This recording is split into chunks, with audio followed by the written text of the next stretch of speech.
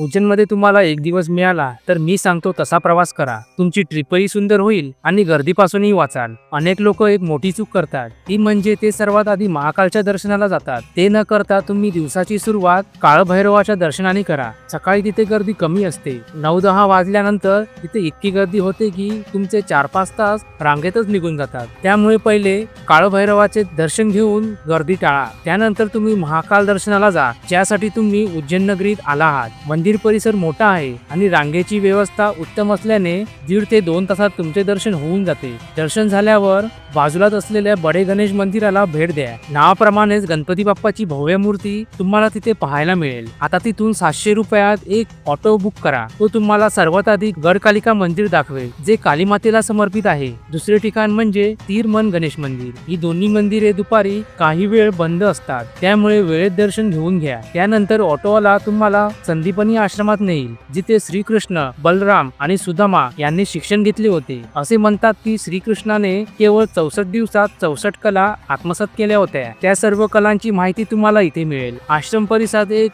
अमृतकुंड देखील आहे. त्यानंतर ऑटोवाला तुम्हाला मंगलनाथ मंदिराकडे नेईल. पूर्ण भारतातून लोक इथे आपला मंगल उतरवायला येतात. त्याच्याच बाजूला असलेले नवग्रह मंदिरही पाहून घ्या. ही सर्व ठिकाणे फिरून झाल्यावर ऑटोवाला तुम्हाला महाकाल परिसरात सोडेल. तिथून चालत तुम्ही हरसिद्धी माता मंदिराकडे जा. तुमच्याकडे एकच दिवस असल्याने मी तुम्हाला रामघाटावरची शिप्रा आरती सुचवणार नाही. त्याऐवजी तुम्ही हरसिद्धी मातेची संध्याकाळची आरती आवर्जूनही पहा. तिथे आरतीच्या वेळी होणारे दीपप्रज्वलन आणि मंत्रोपचार ही एक प्रकारची परफेक्ट थेरपी आहे. आरती झाली की रात्रीच्या प्रकाशातून उजळून निघालेला महाकाल कॉरिडॉर आणि बाजूलाच असलेले भारत माता मंदिर, अशा प्रकारे उज्जैन मधला एक दिवस इथेच संपतो.